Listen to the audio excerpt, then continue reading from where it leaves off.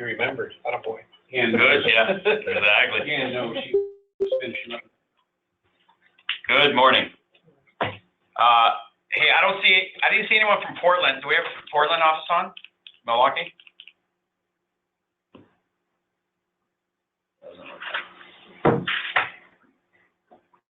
Becca, are you on?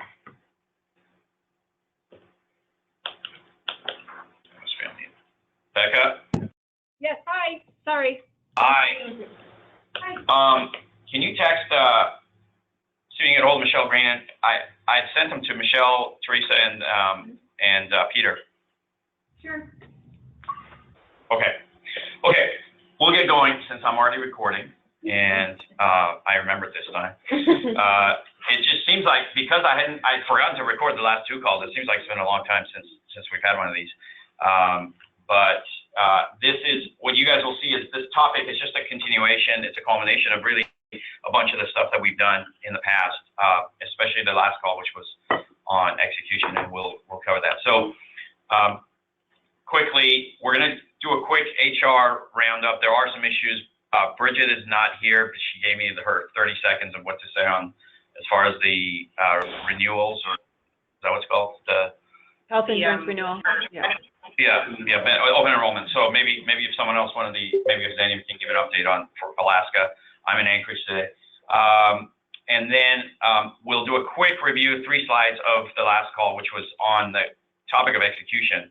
And then today's theme, which is really kind of like I said, it's an extension of that. And it's really then taking accountability for that execution, viewing our internal teams in terms of a client-vendor relationship to the point that to the extent that exists. I think I've got a bunch of examples of where that exists and how examples of where it can be effective. And then finally, what does it mean when we make personal or internal guarantees to the other teams that rely on us? So if you think about the supply chain, where one link in the chain is really dependent on the prior link doing their job on time, doing it well, executing, then what does it mean to make a commitment to them and make that guarantee? Okay, so I don't know, Wendy, if you want to, if Wendy's on, or I saw Tana and Wendy both on, or someone can take the lead on what's happening with, I know as far as the 360 reviews, I know they're in process, and I think we've got 2 or 3 of them right now being done, I believe, and then every time those get done, then Tana reaches out to me to ask me who else needs to be enrolled in that. So I think we're going to get through, we've got a whole bunch of them done.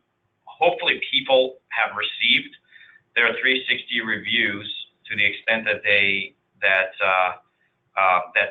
reports have been completed. Tana, I think I'm waiting for a bunch of the reports though to be pulled together. Is that right? Do you know? Well, no, we should have, we're doing 2 a month, 2 managers a month, and we've got 2 open right now, and then we're pretty caught up, and so we send it to the manager of the employees to review with them, and sometimes I participate as well for the development plan following that. Okay. So maybe it's just that you didn't get copied on them there, but yeah, we're really up to date on those. Yeah, it's been a while. It's been a couple months since I've gotten one back. So is there anyone on the call who knows that there's been a 360 review done but has not received the results of it? Okay. All right. I don't know who wants to take the lead. Tana, I'll let you sort of figure out who takes the lead on the other stuff around open enrollment and what people need to know, what people do. And I don't know, Jake, are you on the call? Yep. You should be. Okay, great. Well, I can start, and Jake, if you want to interject, just let me know. This was a collective effort between Jake and myself in managing the health insurance renewal for the August 1 renewal date. We feel like we have a really successful renewal. One of our goals this year was obviously to minimize costs and also really have no big changes, because there were a lot of changes last year to consolidate the groups and have similar coverage. And so really one of the larger goals was to, if we could, and all things being equal, keep the plans the same this year. And so we're happy to announce that we're staying with Premera. All the locations will stay with Premera with the exception of Spokane, who's got Kaiser, which will remain the same. So really, we've got open enrollment meetings scheduled. Hopefully, I know Bridget's gotten the Alaska one scheduled. Becca is working on all the locations that she supports. And then Lisa as well will do a go-to meeting. But really, I think the message is more the same. And so we even have some overall cost savings. I don't know, Jake, if you want to touch on that. And then we'll be adding a wellness component this next year too. And we're working with USI, the broker, to design a wellness program that really meets the needs of Geneva and Geneva population. We had good success with the program this year for the month of February, which gave us a 2% premium reduction. So we really appreciate all of your support in getting encouraging folks to participate in the wellness program. So we're looking to incorporate that year round and make it a lot easier for folks to utilize and just incorporate it in sort of everyday living there. So we'll see more on that. And then we are moving to a self-funded model, really no different for employees on the front end, but we will be providing more education around just consumer-driven healthcare, doing price matching, doing education to make sure we're fully maximizing and getting the best price for health services. So there'll be some price transparency tools that we'll share with employees as well, and how to make sure that we're really getting the biggest bang for our buck as it relates to healthcare dollars. So let me comment on that. Let me comment on that because that's a really important point. So basically, to translate in sort of layman's terms, what Tana was saying. So what we're going to move towards is, instead of using insurance companies to cover certain portions of our healthcare costs, we're going to cover it ourselves. So instead of paying premiums, we're effectively going to save those premiums and pay for those out of pocket. So now on the upside, kind of in terms of catastrophic coverage and beyond a certain limit, then the insurance kicks in that reimburses us. But the first X dollars of it, we're going to start paying for it ourselves. What that means is the company's at risk for all the money that we spend on healthcare benefits, which means we really need the team to get engaged in helping save money. And we're gonna provide certain pricing tools so that one of the issues with healthcare is, as we all know, because we deal with this with our clients, if people have no transparency into what things are costing, they don't really care. They have these huge expectations without any understanding of because they're not paying for anything. So what we're trying to do is take on more of the responsibility, give more information to you guys, and then use that information to really help drive efficiencies and savings in the system. Jake, did you want to add anything to that? I guess a couple of points. So Tana mentioned that we were able to get some cost reduction. So I think at the employee level, we should be looking at a 4% reduction in our premiums. You may think, well, 4%, it's not all that much. I think in today's healthcare environment, a 4% reduction is actually really, really good for us. The first thing that they come back with typically on insurance is a 10 to 15% increase. So we were able to get that down to be, for the employees, a 4% savings. And then an example on the educational side is just understanding the differences in cost between, an urgent care facility and an emergency room, for example. Or if you need to get an MRI, you can look at this tool and see, wow, it's $2,000 for me to go here, or it's $600 if I go here. There are big differences in pricing of some of the more expensive procedures and more expensive type imaging type things. So that should be helpful for both the employees, because many of our employees are on the higher deductible where it's coming out of your pocket. It should be something that's useful for employees, as well as ultimately saving money for the company as well, if we can successfully navigate that road. So just a couple of examples. I think these are all great things. I mean, we started down this path a couple of years ago with the health savings cards and the health savings accounts and things like that. I really encourage people. I mean, we've tried to incentivize, subsidize it for people to use it. I know, like, I use it, and I pay attention. I pay a lot more attention as to what things cost, and because that's all coming out of pocket. The first few bucks is coming out of pocket, and so it really makes me pay attention to what we're doing, what we're spending money on, and things like that. Anything else? Can I just add one more thing, separate from healthcare, but just on the book club? Of course. Yeah, that's the third bullet, other. Okay, yeah.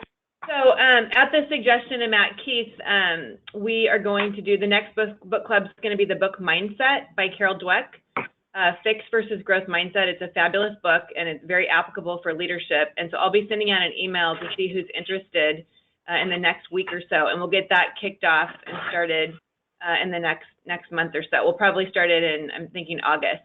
And then we'll probably have a couple sessions where we'll have a book club remotely. Great book, highly encourage you guys to participate, and I'll be sending out an email shortly. Great. And obviously we talked last time about some of the organic stuff, like what the teams are doing here in Anchorage with their own internal leadership, education, meetings and getting together, comparing management challenges, leadership challenges. And, I'd love to see more of those kinds of organic programs being implemented, book recommendations and things of that nature. Okay, last point for me is hopefully, I think that the whole invitation thing was cursed. I have reason to believe that it was cursed. And so you guys,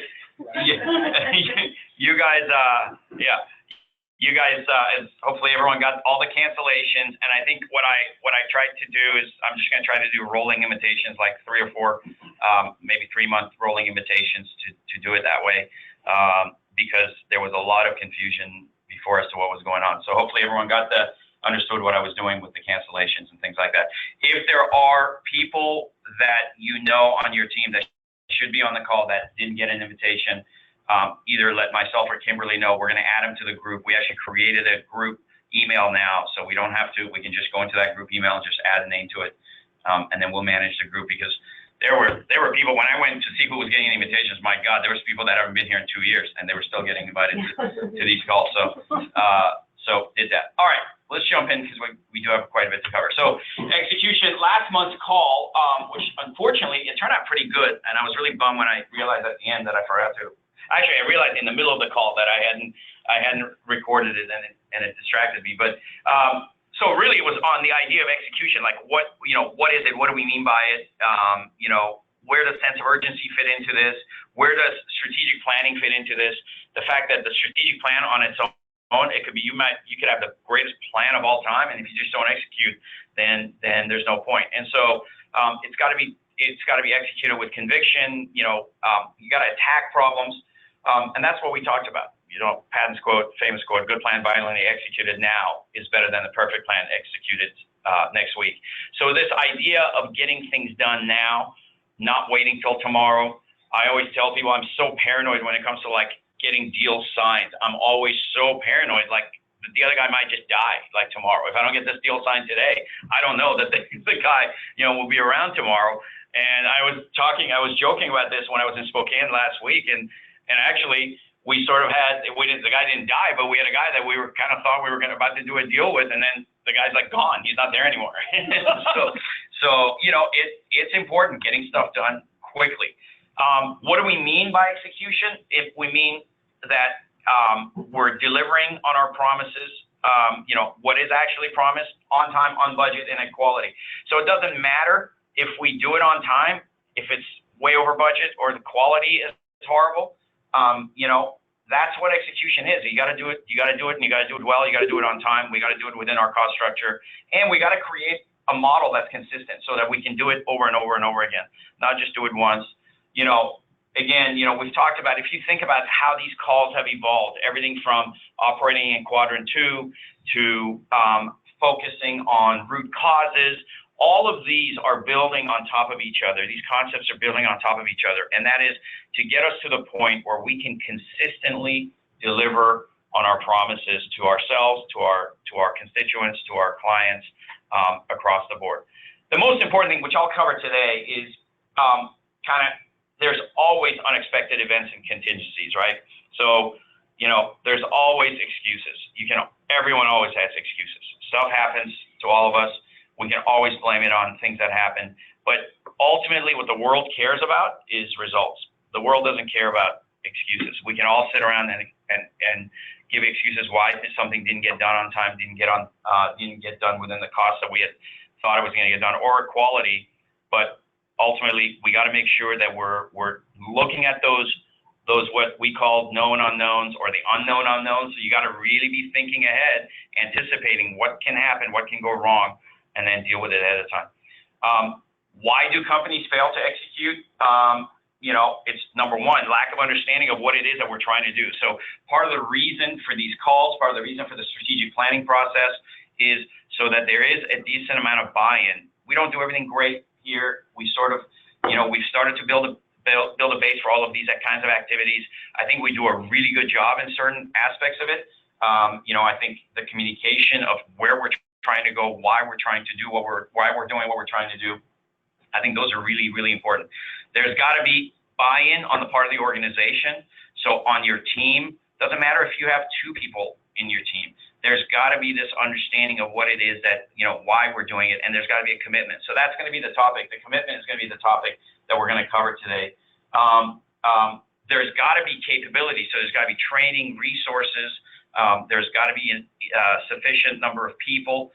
But on the other hand, you can always keep adding people. That is not always the answer. And for part of the reason why, people say, well, why do you have to approve, the headcount additions? It's not because I'm a control freak. It's because what I'm trying to do is add a filter and challenge people. And when I think that the organization has that discipline to truly challenge when we go to add people as to have we looked at every aspect of why we're adding people, it's a painful thing to reduce people. No one wants to do that. It's much easier to add people than to reduce people. So I'd rather really make it a challenge for us before we add people to make sure that we understand that we're, why we're adding people to our team. We got to align all of our goals. Again, we'll talk about that within the organization. And there's got to be a feedback loop when we're not executing. We got to understand. So all of these concepts I'm going to talk about today. Again, today's call kind of builds on it. This is just sort of the summary of everything that we covered last week. And the key thing is that perseverance. It's fighting through these challenges, making sure that we don't just give up halfway when things get tough, fighting through it all and getting it to the finish line. And that's how companies get to execute. So what does that mean to today's call and what we're trying to cover? Certain concepts within execution I wanted to really expand on and introduce this concept of internal clients to you guys. A lot of you already know that. A lot of you already think that way. But I think that there are certain sort of tactical steps that we need to think about when we think about where we fit in the organization, who's downstream from us, who is a user of our service downstream. So in other words, if you just think about the whatever we do in this company, someone somewhere downstream gets impacted by what we do. So if we all get into the habit of thinking about those people as our clients and thinking about it as a service that we're providing to that, then it changes the mentality and how we focus on execution. So that's what I want to talk about. So when we talk about accountability, what does that mean? Why is accountability important? It's because it's delivering on a commitment. You're making a commitment. You're making it. What I want to see is I want more public commitments in terms of the service level that we're going to create and deliver. And the most important thing, the reason why I highlighted that is because it's a responsibility to an outcome. So you've heard people say, God, that person executes, and no matter what it takes, at the end of the day figure out a way to get there. So this is all about that accountability and execution is all about the outcome. Did we, at the end of the day, get there? It's not about did I go through all the steps, because sometimes you can't. It's Patton also said the best plans go out the window the moment the first shot is fired. It's the same thing in business. So we know things go wrong all the time. So it's not about the steps. It's not about the tasks. It's about the outcome. Can we focus on that outcome? And it's taking really thoughtful initiative to make it see things through all the way to the end. So that's what we're talking about with accountability, and that's why it's so important. It's not just doing, right? It's a personal choice to rise above the circumstances. So knowing that stuff is going to happen to all of us, and it's making that decision that I'm going to rise above that, and I've made a commitment to my teammates to deliver something within a certain amount of time with a certain quality, and I'm going to do whatever it takes to do it. That's the commitment that we're talking about. So a very practical example that we've been dealing with in really in the Pacific Northwest that I'm actually seeing tremendous progress on recently. I'm seeing great progress on it, but I wanted to put it into practical terms. And there's practical examples of this all over our company, because we really, truly, if you think about the workflow, the supply chain inside of our company, there's so many things that rely on it. But if you think about this particular chain in pharmacy, we talk about data entry. So everything in data entry in the pharmacy, in the long-term care pharmacy, everything starts with that quality of that data entry. So if beginning with that data entry, if we don't do a great job, if we don't have a commitment to a certain level of quality, to a certain time that we're going to deliver it by, the downstream impact of that is huge. What it does is it causes potentially a pharmacy error. That pharmacy error, or it causes a billing error. So now the claim is getting hung up in billing because the data wasn't input correctly. Then that leads to client complaints because the client either didn't get the medication on time, got the wrong medication, didn't get it on time because the billing got hung up, and therefore then that caused a delay in the delivery. Then that comes back around to our client service department. That starts to get then hammered on the phones because they're yelling because their medication's not there, or there was the wrong dosage, or their medical records in their system, in their EMR system, is wrong. Or ultimately, it ends up playing out in an audit that we end up failing, and then we have to pay the money back and face all the penalties. So this is an example, and the reason I use this example is because we're very focused on this to solve this issue and put in a long-term solution through creating accountability, through creating internal promises, internal guarantees, creating a feedback loop to solve this problem. And the way we're solving it is at the first box. We're putting in processes, we're putting in communication, we're putting in training, documentation, standard operating procedures, best practices to address this at the beginning. And that team is now making commitments to their downstream partners as to the level of quality that they're going to provide. So we'll talk about that. Hopefully, Reed, I don't know if you're on, or Amy, if Reed and Amy are on in Vancouver. I've got another slide where we'll talk in detail about that. So when we think about this domino effect, this supply chain, the question is, what ultimately it comes down to each of us as individuals. What is our role in that domino effect? Are we helping to knock the dominoes over because we let something go by us and we don't care enough to stop the dominoes? Are we running away because it just gets so frustrating and, where there's always these falling dominoes, let me just get out of the way of the falling dominoes, or taking the initiative to actually stop them from once we see that these dominoes are falling, stop them. And the way you stop it, first of all, it's like a tourniquet. You got to stop the bleeding. So you got to address that one issue, right? But where things have not in the past worked the way I would like to see them work is we've fixed that one issue, but we haven't gone back and picked up all the dominoes and reset it and say, let's do it right next time so that we don't knock the dominoes over again. And that's what we're trying to address. But I think, this analogy is very effective in thinking about, just think about these images and, where do you fit in? Because for us to succeed, we need a bunch of people like the guy on the bottom. We need people that are going to take the initiative to stop that from happening. And you can see this, you can view this all over the company.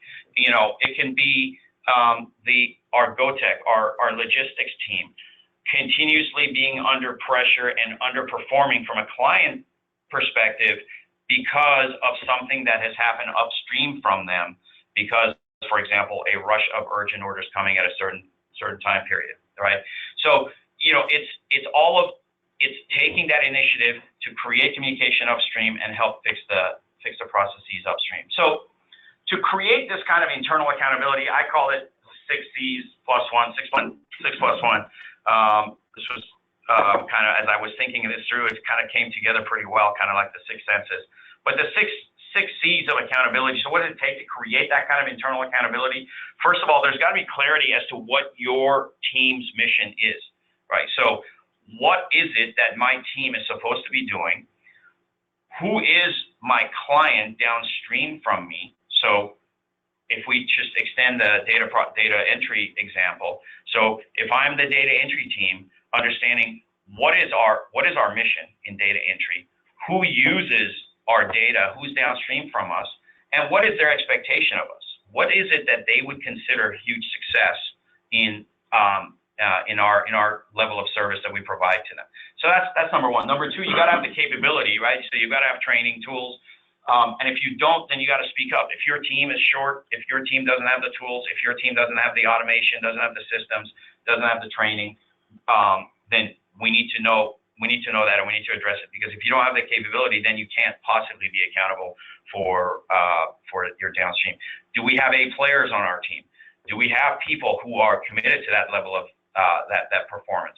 Or do we need to upgrade our teams and make sure that we have the right people on the team? You got to have the confidence to say, yep, I've got everything I need. I'm confident I can do it. And I'm going to make a commitment now. I'm going to make a public commitment to my downstream business partners so that they understand that I'm accountable now to them, because their success depends on my success. So I just invite you guys to think about what you do. Think about, it's not necessarily like a long-term care pharmacy as a whole, or the HME department as a whole. Within that department, what are the dependencies? Who is dependent on whom inside, and what kind of a commitment do they need to make to those people? There's got to be great communication back and forth. I'll talk a lot about that feedback loop, to make sure that not only is there an understanding of what the expectation is from the downstream partners, but an understanding on the downstream partners' part about what your capabilities are. And then there's got to be consequences. So there's got to be either positive consequences or negative consequences, and I'll talk a little about that. Finally, the plus one is this. What it takes really is the courage on the part of people, on the part of individuals, to raise their hand and say, yeah, I'm willing to make a commitment. I am going to put myself out there.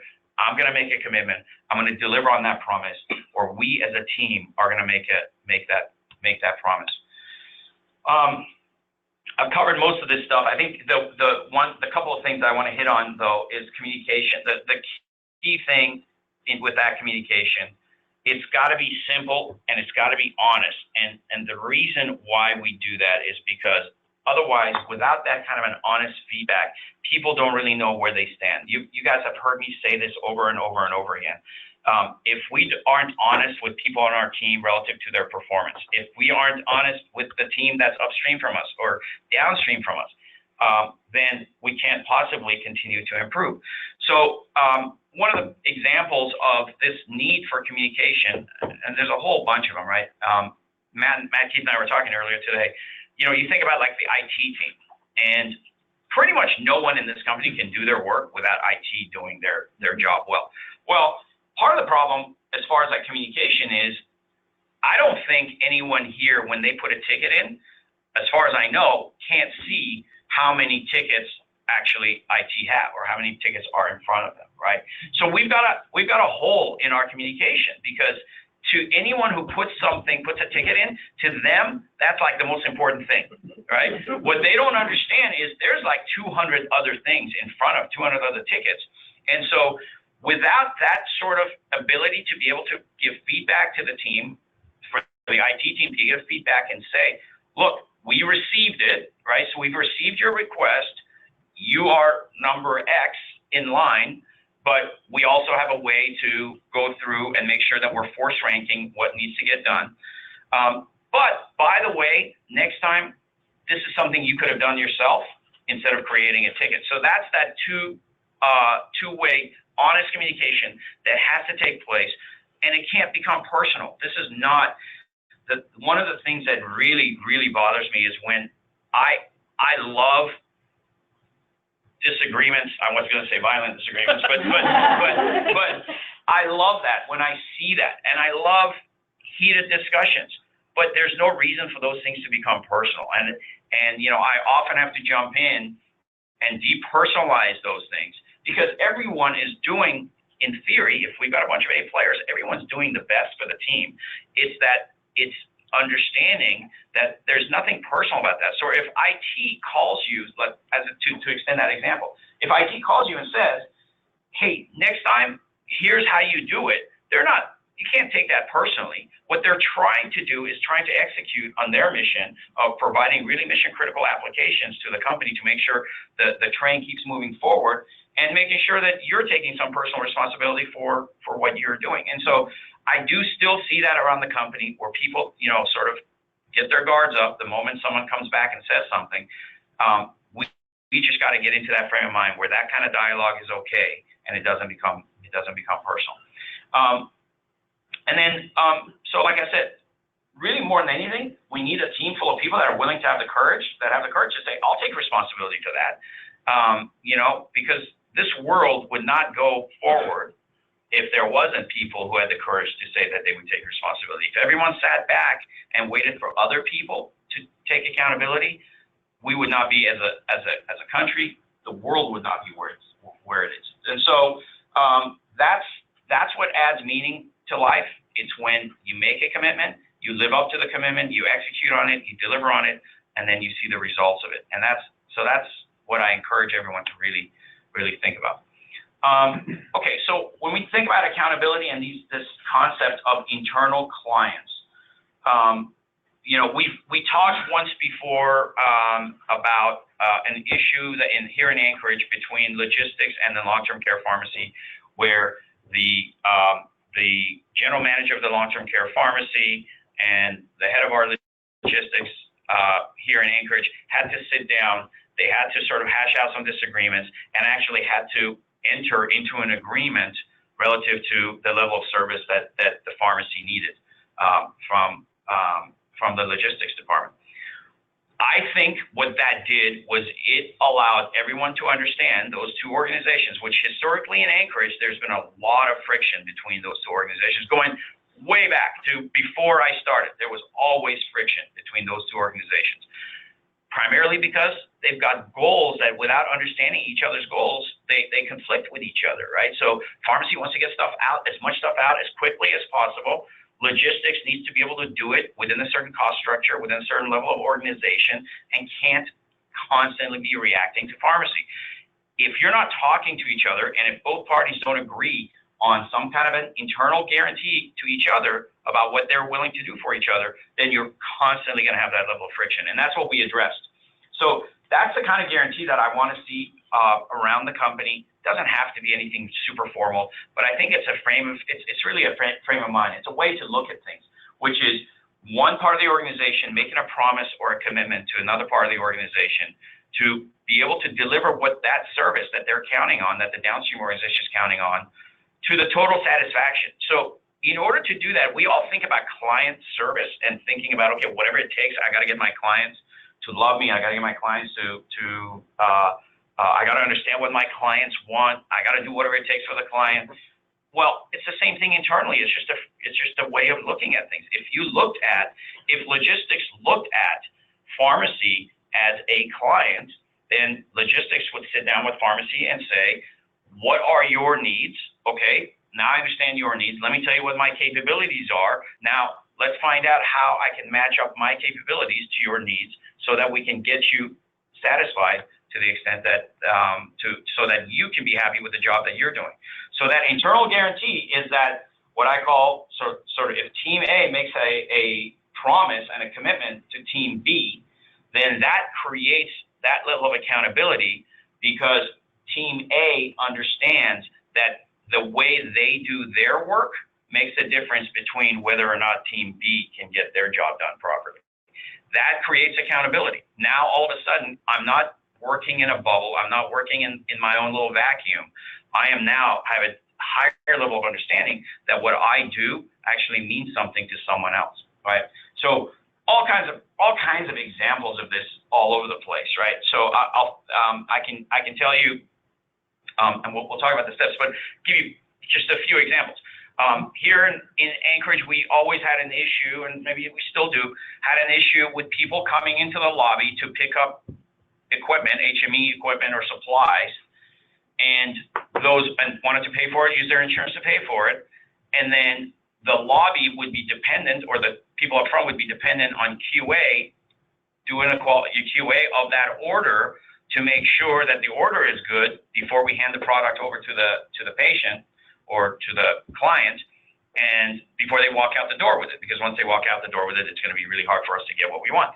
Well, if there isn't an understanding on the part of QA as to what it is that the people on the front end expect from them in terms of turnaround time, in terms of capacity, what days of the week do you guys get busy? What hours? Let me track when, so that I know what my staffing requirements are. And by the way, what is your expectation in terms of turnaround time for an order where someone is waiting in the lobby for that order to be QA? What is your expectation? What is a reasonable expectation?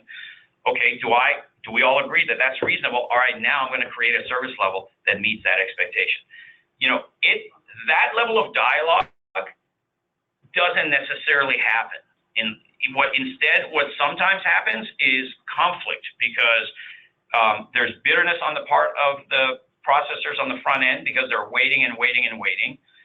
The client is getting really unhappy because they're waiting in the lobby, and everyone keeps looking at the client knowing that they're just waiting for someone in QA to push a button and say, yep, this order has been QA'd, go ahead and release the product. And without that understanding of what my requirements are, what your capabilities are to meet my requirement, then we're never going to be able to succeed. You think about, I just sat down in 2 minutes, wrote a whole bunch of examples of this. HR as a support system, support team. One of the issues we've always had is internal clients, meaning hiring managers, depend on HR to turn around background checks, for example. And so in the meantime, we're not communicating to the candidate as to what's going on, because the internal team is waiting for HR to turn around that.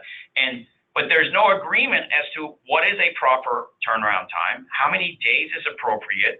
And without that, then we can't communicate that to our candidate that, hey, typically this time of the year or whatever, it takes 3 days for us. And our HR department has guaranteed us that they'll turn it around within 3 days.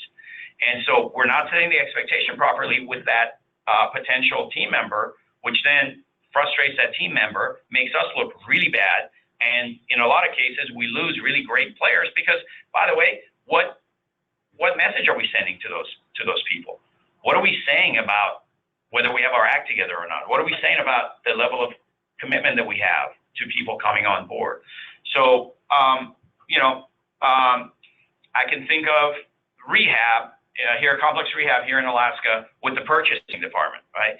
So the rehab waits for the purchasing department, is totally dependent on the purchasing department to purchase all of the components that go into one of these complex wheelchairs, or to even give them a price from the system so that they know what they need to quote, right? That's basically kind of how so if there's not an agreement as to what is a reasonable amount of time, how quickly do I need to provide that feedback to you, then we have the kind of conflict and the kind of frustration on the part of the two teams that we have seen for the past few years. So in that case, purchasing needs to look at the rehab department as their client. They need to sit down with them. They need to understand what their needs are. They need to understand what it is that they need on their side to deliver on those needs, and truly treat them as if they're their own internal client. Any questions, comments?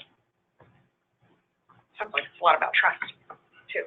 Well, the trust gets created out of communication, right? And that's what it is. And so, absolutely, because without it, then you are always thinking, well, they're going to fail, and it sets the wrong tone. So, what are the steps in creating these kinds of internal guarantees? Well, like I said, first things first, you got to identify what your team's mission is. So, the data processing team needs to identify what is our mission as a team. What are we supposed to be doing? What level of quality are we shooting for? And again, I'll get into a specific one that we actually are doing right now and I'll ask Reed to give some comments as to how things are going.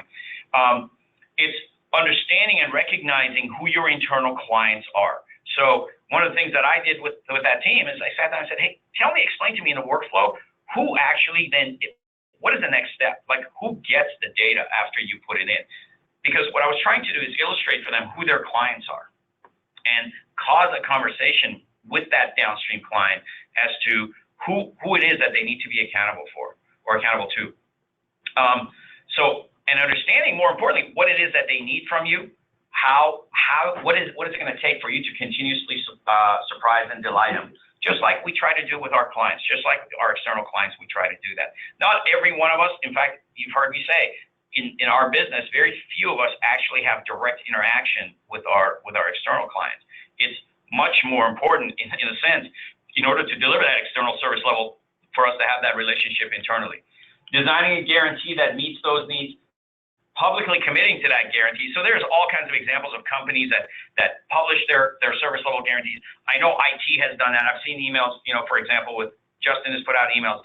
This is what we guarantee. Now, whether they sort of always are able to live up to it or not, I don't know, but that's where the feedback loop comes in. And by being able to communicate what that guarantee is, you're effectively creating that communication and putting a communication plan in place to do that. And then identifying what are the consequences of success or failure. There's all kinds of, again, examples where, companies do things like if someone fails, if a team fails in providing certain level of service, they may have to serve lunch to the other team. It's a lot of times it's symbolic. It's symbolic in a sense. It's going through the motions of having had a penalty. Of course, there could be much greater penalties, right? If we ultimately don't execute, if we ultimately continuously fail at what we're doing, whether it's at the service level, at the cost structure level, at the quality level, then we as a company can't survive. We can't succeed. So we all have to understand what those consequences are. So I'll kickstart. Reed, are you there by any chance? Yeah, I'm here. Or Amy? Yep. Okay, so I'll let Reed talk about what it is that we're doing today in Vancouver and in Portland with this data processing challenge that we've had, that we've sort of heard about a lot, what it is that we're doing. But just at a very high level, we sort of, we had to identify what the problem was. We had to really understand what caused those problems.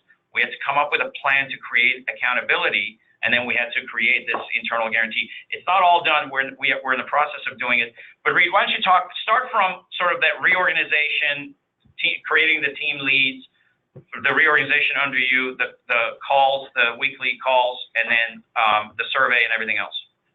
Okay. Yeah, sure. So part of the things we did between Milwaukee and Vancouver was to put both teams under one person, which is me, and then have, like Dan said, have a team lead in both places. And Amy's a team lead here in Vancouver, and Michelle Green is in Milwaukee. So we actually have 3 calls a week, Monday, Wednesday, and Friday, just to get together to talk about issues we're having, things we're working on together, and any other conversation pieces that need to come up. And really quick, maybe 10, 15 minutes.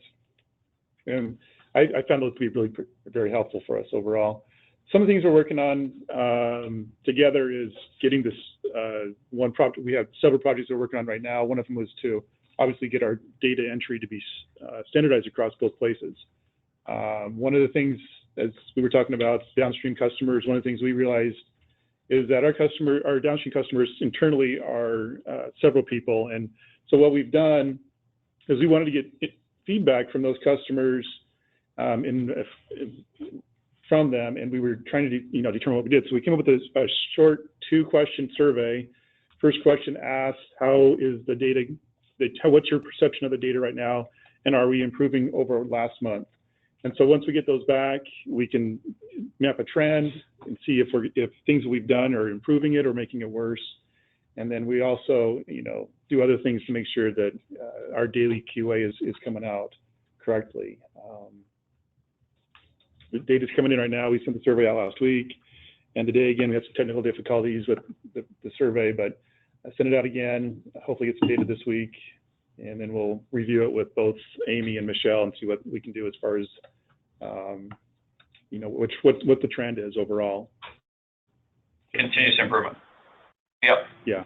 So kind of quick background, you know, we've gone through multiple system conversions, a lot of turnover, consolidation of teams, reorganizations, all kinds of things. Like we've thrown all kinds of challenges at those teams, especially in Milwaukee and Vancouver, Portland and Vancouver.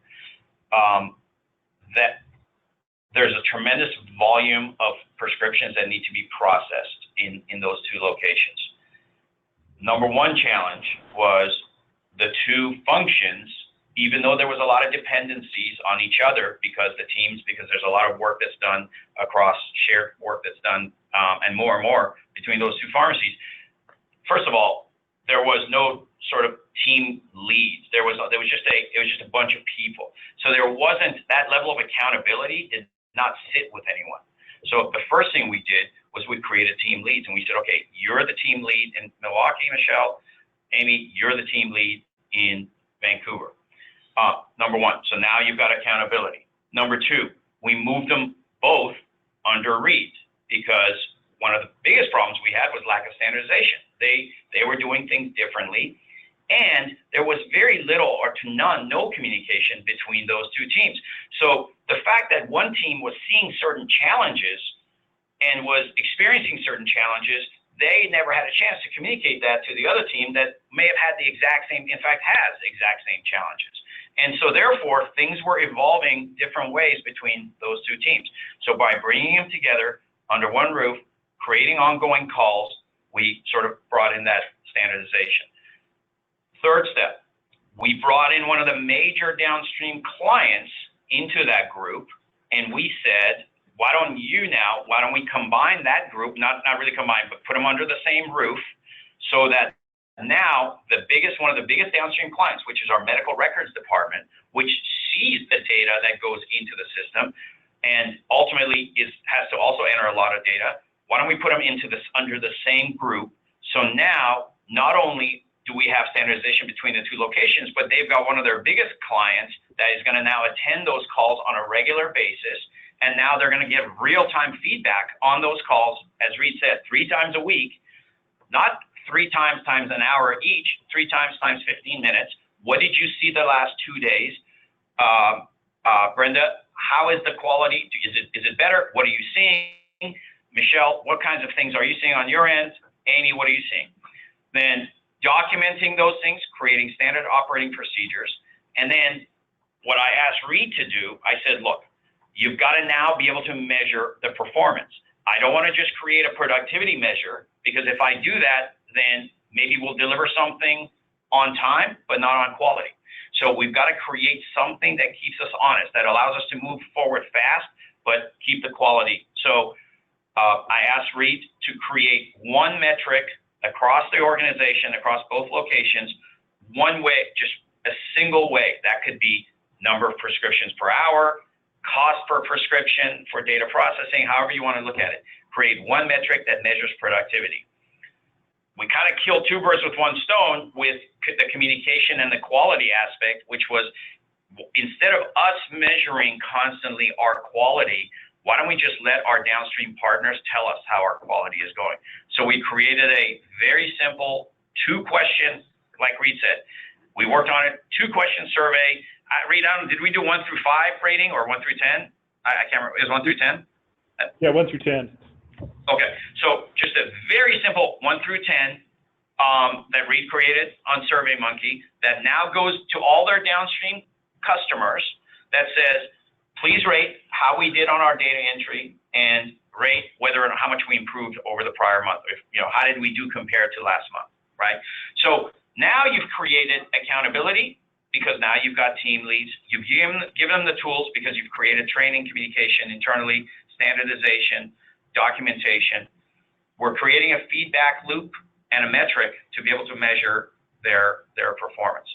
And what we're working towards now is for that team to then be able to really give the guarantees to their downstream partners. Again, So this is a very practical example. We attacked this one first because it was such a big problem internally. It was creating such havoc downstream, havoc for us, all the way to client complaints and client losses and things like that. And I think it's gotten from what I can see, and like Reed said, we're going to get more and more data over time to see if we're improving.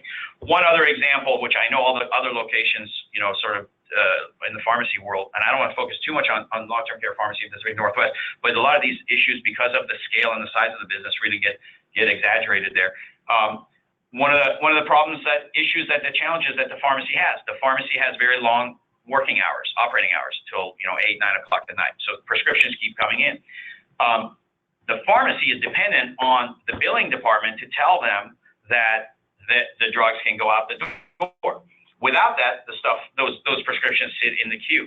So in talking to someone on Friday, he was making the point that, look, on Friday nights, if a whole bunch of prescriptions are coming in later in the day and we don't have sufficient number of billing people to work through that queue, what that does is it then stops us from being able to get those out the door in an orderly manner on Friday and Saturday.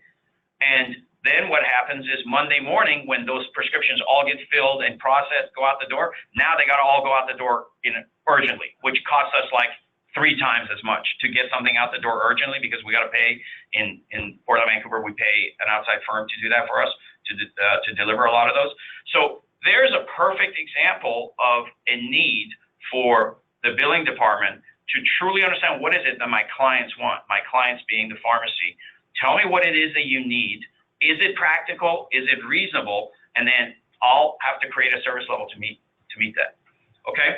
So hopefully that makes sense. I wanted to give a kind of actual example of it.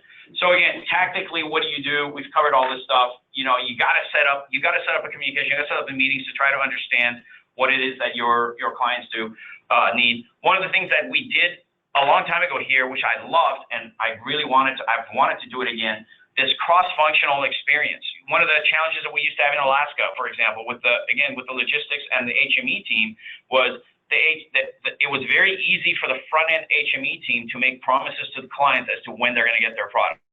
So it's like, we'll get it out to you, because they really wanted to get that screaming client off the phone. So it was like, well, no, we'll get it to you. And guess what? All they were doing was they're throwing a hot potato into the warehouse, into the logistics warehouse, because now they've shifted the responsibility on something that is not going to be possible for us to perform on to the logistics team. So we did this thing for a while called GoTech for a day. Why don't you go out with our GoTechs? Why don't you experience what your unreasonable promises to the clients do to the GoTechs, and the fact that they now constantly have to be coming in, picking up stuff, going back on their route, making deliveries, getting yelled at by the client because they didn't get the product when they were promised. Why don't you experience that, and through that common experience, then go upstream and correct that data. So the example here would be taking what Reed just talked about. It would be taking someone from data processing and actually having them work next to a pharmacist and have them see what the impact is on the pharmacist, or have them go into the billing department, work with the billing department for a couple hours, have them see what the impact of it is when the data comes across in something that's not clean or to the quality that we need. So I think that's a really important thing for teams to try to implement. Create a simple, trackable service guarantee, like we talked about. We did 2 questions, 1 through 10. Make it really simple to be able to have that feedback loop, so that we then, once we understand it, then we can say, okay, here's the promises that we make as a data entry team to the pharmacy in terms of how quickly we'll get through the queues, how the queues will be completed by the end of the day before we leave, things of that nature. We may want to publish that, to the team, to the downstream team, and say, here's our personal guarantee, and then create consequences for it, for success or failure. Like I said, there's, you sort of read about this stuff. There's all kinds of things, small fines, all the way to, reorganizations. And ultimately, if people over time don't execute, then, then we need to upgrade our team and get people in there that can execute. So tactically, that's kind of what we what we do. So what are the, as Tara said, so what are the trends we look for? So what does it do for us in an organization? Number one, I guarantee you it creates a much better spirit of teamwork and partnership between the different parts of the business, because it's causing communication at a non-personal level, meaning we're not making these issues personalized. We're making them, they're about the business. It creates an environment where errors are okay because they're done in the context of the job that we're trying to do. And instead of sweeping them under the rug, instead of like rolling our eyes and saying, yep, we can never count on those guys to do their job. Yep, there's the billing department again. They didn't get us our stuff on time. What it does is it allows for open communication between those two teams so that they can actually work together. That continuous feedback loop, it's honest, it's direct. I was in Spokane last week, and there was pretty intense conversations because right now things in Spokane are somewhat chaotic. We're growing. We've just added up 22 new people into our organization. All kinds of stuff is happening. And I could sense there was some underlying, tension there that was more than just business tension. And those are the things that we want to avoid. We want to make this not about personal issues, but about the business and about improving ourselves. And then finally, we've got to see a quantifiable improvement in quality. So in Reed's case and Amy and Michelle's case, they better see, and they're going to see, improvement on that score over time. As you start to trend that, they're going to see better scoring over time. This isn't some concept that's, some of you guys know, my very, very first job was at Disneyland flipping burgers. And the summer of '84, which was the Summer Olympics in LA. And so it was like, every day was 90 degrees and lines coming out the door every single day because millions of people had come to LA to Orange County to go to the Olympic events. But one of the things that Disney does so well is no matter what you do for Disney, you start out at this place called Disney University. So literally minimum wage, it was a little just like, I think they paid $3.25 and minimum wage was like $2.95 or something like that an hour. Something like that. And they paid just above that. But one of the first things they did, no matter who it is, you go to Disney University for like 3 days. I can't remember. I think it was 3 days of pretty intense understanding of the culture, the values, what it is. They don't care what you do. To this day, there's things that they've drilled into me in terms of, that's why I don't like calling people customers. I like calling clients. In their case, it's guests. They don't call anyone customers. They call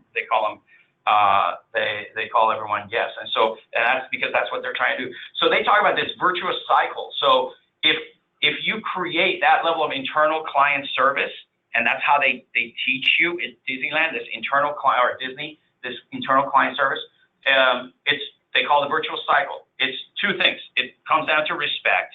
So people want to join and want to work at a place where they feel appreciated and they're respected and they feel like it's a friendly environment. People want to have fun. They don't want to go into a place that's not where there's a lot of tension and stress amongst the teams. So that's a big sort of result of having this level of internal client service. And then you can't give what you don't have. So internally, you can't, if you don't have good client service internally, there's a lot of people that work at Disneyland that never talk to one of their guests, right? They work behind the scenes. In fact, if you go to Disneyland, there's a lot of people work down below underground because there's a whole tunnel system underneath. And there's a whole bunch of people that never even come up. They're just working on the ground the entire time. But they are the part of that entire Disney culture because what they do, what they believe is if you provide that level of service internally as a support function to your team, then those people up above ground are going to provide that level of service to their customers. So their guests. So they talk about they say you can't give what you don't have, and that's the concept there. So summary of kind of today's what we've covered. Again, best laid plans doesn't matter. It's worthless without execution. Execution requires commitment. Commitment requires accountability. We got to raise our hand. We got to say we're accountable. And that it takes courage to raise your hand and make yourself accountable because you're putting yourself out there. You're saying, I'm going to do something. And there's got to be some consequence. And whether it's minor or major, whether it's, you got to buy someone lunch, or whether you're going to have to find employment somewhere else with someone else because you just can't seem to fit into the culture and execute constantly. There's got to be consequence to that. We got to view our internal clients as we do our external clients, and then there's got to be accountability and communication. So ultimately, what I would ask is really I want everyone to look at these images, and I want you to ask, who do we want to be? What company do we want to be? Do we want to be this, where no one wants to take accountability, everyone wants to point fingers at each other, and always have an excuse, always have a blame for why something didn't get done, which ultimately causes tension, disagreements, unhappiness, lack of satisfaction with what you do, and ultimately you end up losing your A players. Or do we want to be this company where you got a whole bunch of people that kind of sit around and are waiting for someone to take the ball and run with it, hoping that they do their job so that I don't have to take a risk putting myself out there. That's not that uncommon. In fact, it's probably most companies, right? That's why most companies are average because of that, because you don't have people swimming in the same direction, rowing in the same direction. Or do we want to be this company where there's accountability, there's the courage to raise your hand across the board, there is engagement, there's commitment, there's dialogue, open dialogue, honest dialogue with each other, and where when one part of the organization doesn't deliver, a open dialogue as to what happened and why that part of the organization, without it devolving into something that's nasty and personal. I can guarantee you that if we can do that, and we actually are pretty good. I mean, we've gotten so much better over the years, and our challenge has been harder because we've continued to add people. But I get so energized when we do add people through acquisitions to our team, because I see it. I see how people want this kind of a culture to come into. Because a lot of times, especially when we're buying companies that they haven't performed, they've underperformed, not because the people, great people, phenomenal people, tried really hard, but some element of it was missing. They were too small. They didn't have enough capital. They didn't have the right leadership. And so we're seeing it. We're seeing what happens when great people come into our organization and its impact on it. And ultimately, like I said, everyone wants to win, right? So if we can do that, if we can create that company in the top right, then there's going to be a lot of time for having fun, because we will have the total market domination that we're the TMD that we're shooting for, because everyone wants to be part of a winning team. Okay? Questions? Comments? Thoughts? Okay. Thank you very much. 2 minutes over. All righty. Thank you.